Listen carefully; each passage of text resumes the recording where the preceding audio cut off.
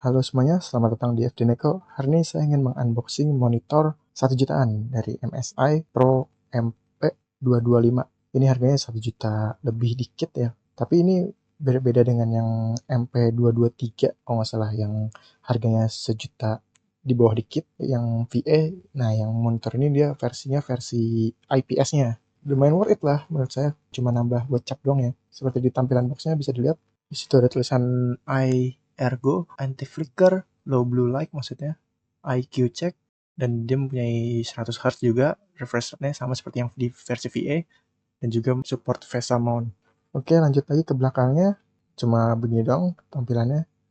MSI Pro MP225 series, Pro series, dan ada grafis itunya. Oh ya, by the way ini ukurannya 22 inch ya. Dan kita lihat di sampingnya di sini, nah ini di sampingnya ada spek lengkapnya. Yang kita perhatikan di sini contrast ratio dia punya 1300 banding 1, brightness-nya berada di 250 nits, ini standar non HDR ya. Dan beratnya ada di 4 kiloan. Lalu response time-nya gray to gray 1 milisecond katanya, dan juga power rating-nya dia butuh adapter 12 volt 2 ampere ya. Ditotalin secara sederhana berarti dia butuh sekitar 24 watt. Ya lumayan nggak terlalu boros juga sih ya, standar sih. Oke, langsung aja kita unboxing, kita buka dari kardusnya.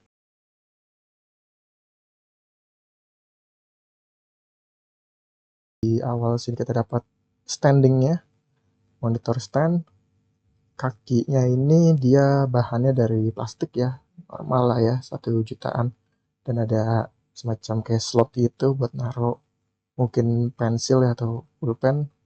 Nah, di sini kita bisa lihat di belakangnya sini beneran plastik ya, ada rangkanya gitu. Dan ini buku panduannya sangat tipis sekali. Quick guide ya ini, bukan buku panduan yang lengkap. Di sini ada cara-cara untuk masang standing monitor dan juga cara buat nyolokin kabel-kabel ya. Dan di sini ada kartu garansi ya, kartu jaminan terbatas tulisannya. Jadi kalau kalian mau klaim garansi, kalian butuh bawa ini untuk nulis identitasnya.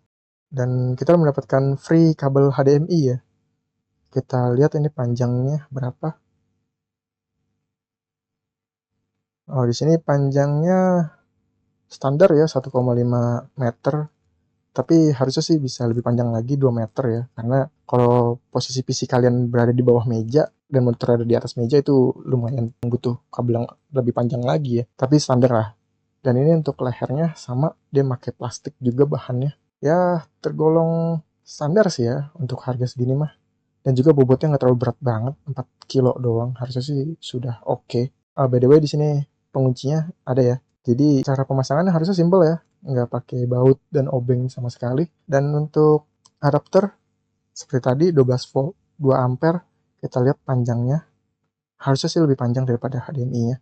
Yap, ini lebih panjangan lagi nih, 2 meteran ada nih. Jadi masih oke lah kalau kalian nyoloknya berada di lantai ya, dan monitor ada di atas meja. Colokannya colokan standar ya, colokan Indonesia. Oke, langsung aja kita buka, ini dia panelnya, kita beresin dulu.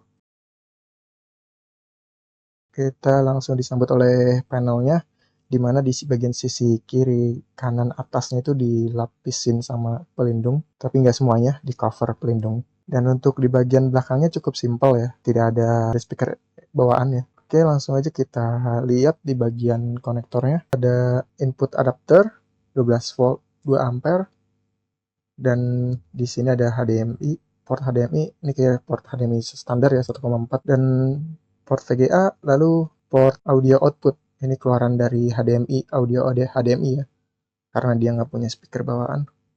Dan di sini ada slot untuk mounting standnya.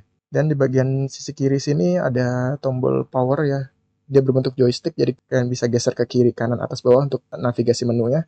Di atas di sini ada ventilasi ya, cukup kecil, tapi harusnya sih cukup lah untuk si panel ini biar nggak overheat.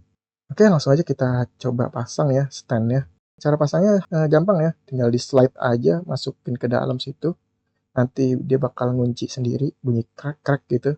Nah, seperti itu, langsung ke kunci ya, jadi aman dan juga mudah tanpa pakai baut dan obeng. Kalau untuk cara ngebukanya, kalian tinggal cukup tekan tombol itu, klipnya atau penguncinya, sambil ditarik keluar ya. Nah, cukup gampang ya. Oh ya, by the way, standingnya ini dia cuma bisa ngedongak atas bawah doang ya, nggak bisa muter-muter kemana, karena ini stand basic doang. Dan untuk pemasangan kaki juga sama, tools juga nggak pakai baut. Cara masangnya cukup dimasukin aja, sama seperti Lego ya, tapi di bawahnya ada penguncinya, jadi lebih aman ya. Nah, cukup dikeprak sekali, udah langsung masuk dan kekunci. Oke, stand sudah terpasang dan berdiri sempurna. Langsung aja kita coba nyalakan ya. Oke, kabel sudah nyolok, habis itu kita nyalakan dengan cara tekan tombol powernya. Nah, di sini dia nyala-nyala lampu putih ya di bagian tombolnya. Jadi kalau kalian pengen nyari tombolnya di mana, pas kalian ngadep ke belakang itu kelihatan lokasinya. Lanjut lagi kita ke bagian menu dari MSI-nya. Di sini menunya cukup banyak ya, dan juga ada modenya di sini. Defaultnya Eco, User, Anti-Blue, Movie, Office, dan Black White. Lanjut lagi di bagian response time-nya. Di sini ada normal, fast, dan fastest. Ini berguna untuk kalian saat bermain game-game fast pace ya, seperti FPS. Dan di sini ada mode MPRT ya, atau sebutannya Black Frame Insertion, di mana dia bakal menambahkan black frame di setiap frame yang tampil. Ini berguna untuk memuluskan motion ya, atau motion clarity-nya. Dan di bagian sini ada refresh rate, ini maksudnya dia untuk menampilkan refresh rate yang sedang berjalan di monitor ini. Kalau kita on kan, nanti bisa kelihatan di situ lokasi display refresh rate-nya berjalan statis di 100 Hz ya, nggak pakai freezing, dia jadi statis nampilnya di 100. Kalau kita nyalain freezing atau adaptive sync, dia bakalan jalan refresh rate-nya sesuai dengan frame yang kita jalanin. Alarm clock ada fitur yang cukup berguna ya kalau kalian lupa waktu saat main game atau sedang ngetik-ngetik gitu ya, sedang bekerja. Ada semacam kayak pengingat ya. Dan di sini ada fitur IQ check ya. Jadi semacam kayak tes untuk mengatur misal postur kalian apakah sudah pas dengan posisi monitor, lain-lainnya, dan bisa cek di IQ check-nya. Nah, di sini misal ada tulisan di situ ya, kita disuruh fokuskan ke titik yang berada di tengah itu. Kalau misalkan mata kita sudah fokus, berarti sudut pandang yang sedang kita pandang ke monitor itu udah pas belum. Di sini ada 3 mode ya IQ check-nya. Amsler Grid seperti tadi. Nah, di bawah sini ada fitur yang cukup berguna nih bagi kalian yang pemain game FPS yang nggak ada crosshair-nya. Nah, ini ada semacam kayak screen assistant gitu, di mana ntar dia bakal ngasih crosshair ya di tengah-tengah monitor. Mungkin berguna juga untuk bagi kalian yang editing video ya. Kira-kira gambarnya udah pas di tengah atau belum. Nah, bisa kalian pakai screen assistant ini. Jadi nggak melulu tentang game atau FPS ya. Nah, di sini bisa kelihatan tuh ya crosshair-nya. Oke, lanjut lagi ke bawah lagi, masih ada lagi nih, yaitu screen size. Screen size, jadi rasionya dia bawaannya kita bisa pilih auto atau mau paksa 4:3 atau paksa 16:9. Di bawahnya ada adaptive sync, dimana kalian harus nyalain juga freezing atau gisingnya. Nah, di bagian image ini kalian bisa ngontrol brightness secara manual, contrast, sharpness, image enhancement, setting mau nyalain blue light atau enggak ada juga di sini. Ada juga fitur HDCR, kalau nggak salah ini High Dynamic Contrast Ratio ya, jadi kalau fitur ini dinyalakan kalian nggak bisa nyeting brightness dan kontras kalau nggak salah secara manual. Dan ada color temperature, cool, normal, warm, dan custom. Input source, HDMI, DSAP, auto scan, ini mah biarin aja, auto aja. Navigation key, ini untuk semacam shortcutnya. Di menu settings, ada language-nya lumayan banyak juga. Ada bahasa Inggris, Prancis, Dutch, Jerman maksudnya, Italia, Spanyol, Rusia, Cina, Portugal, Jepang, saya kurang tahu. Pokoknya yang pasti ada bahasa Indonesia di sini. Banyak juga bahasanya, biasanya kan cuma standar ya, Inggris, Cina, Rusia, ya udah gitu doang biasanya. Transparency, dan ini untuk nyeting transparansi menunya. OSD timeout, power button off atau standby kita bisa atur di situ. Info on screen bisa di on kan, bisa di off kan. Nah, info on screen ini contohnya seperti ini. Terkelihatan di situ input source-nya berjalan di apa, misal di sini HDMI, resolusi yang sedang berjalan native-nya berapa, physical resolusinya, refresh rate, modenya, content type, dan juga bit depth-nya. Oke, mungkin seperti itu aja untuk menu dari modenya, sekarang kita tes untuk warna ya. Oke, menurut teman saya warna dari panel monitor ini cukup bagus ya, tipikal IPS pada umumnya. Tapi yang menarik lagi karena ini 1 jutaan, jadi kelihatannya wah banget gitu dibandingkan dengan punya teman saya yang sebelumnya, satu lagi itu dia yang memakai Dahua VA panel. Dengan adanya IPS ini perbandingannya cukup lumayan oke banget sih, ditambah viewing angle-nya yang bisa dibandingkan dengan VA kan kalau kalian kalau nggak salah dongak ke atas atau ke bawah atau gimana gitu, warnanya bakal berubah gitu. Kalau dengan IPS ini cukup oke, jadi kalian bisa lihat dengan sudut pandang seperti apapun. Dan untuk brightness, karena dia pakai di kamar yang dalam ya, maksudnya di dalam rumah, nggak terlalu keterangan banget, ini udah pas sih menurut dia. Dan juga untuk motion clarity, dia nggak ngerekam pas main Valo, tapi dia bilang katanya motion clarity oke untuk di Source Hearts ini. Ditambah kalau misalkan rada kurang motion clarity-nya, kalian bisa atur response time-nya ke fastest ya, alias lebih cepat lagi response time si warnanya itu. So ini sangat-sangat upgrade banget sih dibandingkan dengan panel VA dengan harga yang nggak jauh beda dari yang versi VA-nya. Ini benar-benar ngekanibalin banget sih untuk pasar VA di 1 jutaan. Sisi baiknya untuk VA ya, karena adanya panel IPS di 1 juta pas ini, kita berharap panel VA bakalan lebih turun lagi di harganya di 900 ribuan dengan ukuran yang sama 22 inch. Oke, sekarang kita berlanjut ke after sales-nya atau proses garansinya, dimana karena ini mereknya MSI, pasti untuk kalian klaim garansi itu tersebar di seluruh Indonesia. Nah, ini kita bisa lihat, terus kita scroll itu daerahnya banyak banget. Oh, karena saya di Jakarta, saya pilih ke Jakarta Selatan. Nah, kebetulan monitor ini ada depth pixel 1 titik kecil di kiri atas. Saya juga ngehnya pas setelah ngerekam ini ya. Habis itu kita kontak ke orang MSI-nya yang di Jaksel. Di sini saya bilang terdapat 1 titik ya. Nah, di sini saya bilang, di sini saya nemuin 1 titik di kiri atas. Dan saya minta untuk ngeklaim garansi kan, gimana caranya. Dan ternyata sayang sekali jawabannya di bawah 5 baru bisa diproses ya. Tapi ini memang karena standar SOP dari MSI pusatnya memang sudah begitu katanya.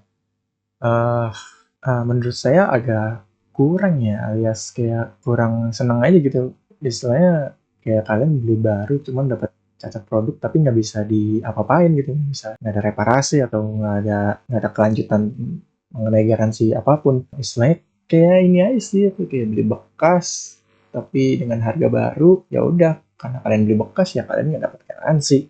Ya sama aja kayak seperti itu, seperti kalian beli bekas. Sayang sekali sih.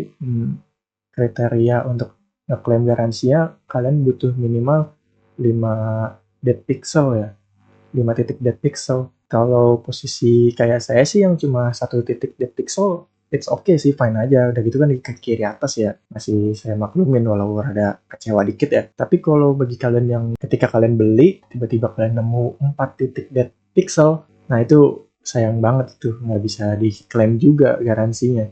Ada lebih kecewa lagi sih menurut saya sih kalau misalkan kalian berada di posisi seperti itu. Kalau 5 sih oke, masih bisa diklaim. Cuman kalau berada di 4, 3 atau 2 itu nggak bisa diklaim sama sekali. Sayang banget sih, ini sebuah hal untuk MSI. Tapi saya kurang tahu ya untuk monitor-monitor brand lain. Kalau kalian punya keluh kesah yang sama atau mungkin mempunyai after sales yang lebih baik dari ini, silahkan komentar di bawah ya.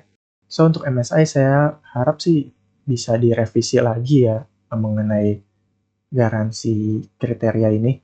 Karena kan MSI sendiri yang ingin nyemplung ke segmen budget. Kan kita semua tahu kalau MSI itu kan brand high end ya istilahnya. Dengan dia cemplung ke segmen budget ini kan dia berharap bahwa nama MSI ini bagus walau di segmen budget ya. Tapi sayang banget ternyata dia malah dapat hasil yang stagnan.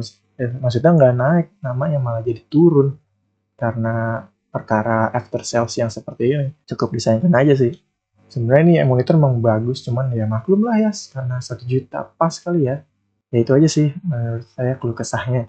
So, untuk kesimpulannya, konklusi, ini monitor benar-benar bagus banget sih untuk di harga 1 jutaan ini. 1 juta ngepas lah istilahnya. Kalau misalkan kalian punya diskon toko hijau, kalian bisa dapat lebih murah lagi, sekitar 900 ribuan. Dengan panel IPS dengan kualitas warna yang udah jernih banget, dan juga refresh rate 100 Hz, sama seperti versi panelnya yang memakai 100 Hz juga. Ini sangat-sangat angin segar banget sih untuk kita yang carry hore ini untuk memilih monitor baru yang bagus gitu ya, tapi nggak terlalu makan budget. Akan tetapi monitor ini sedikit ternodai oleh after sales dari MSI-nya ya, yang kurang atau ya begitulah, yang membutuhkan kalian 5 dead pixel untuk klaim garansinya. Saran saya sih kalau kalian ingin beli monitor ini ya, agar tidak terkena seperti kasusnya seperti saya, saran saya sih kalian coba beli offline ya, ke toko langsung datangin, dan kalian cek sendiri monitornya seperti apa, apakah ada dead pixel atau enggak. Kalau nggak ada dan kalian sudah yakin, baru kalian boleh check out atau beli. Saran saya sih seperti itu. So, itu aja dari video ini. Sorry agak panjang videonya, karena banyak kan keluh kesah dari after sales-nya. Kalau kalian suka dengan video ini, silahkan kasih like video ini. Dan kalau kalian ingin bertanya-tanya mengenai monitor ini dan lain-lain, silahkan komentar di bawah ini, jangan malu. Dan subscribe channel FD Neko agar terus berkembang ke depannya. See you later guys, bye.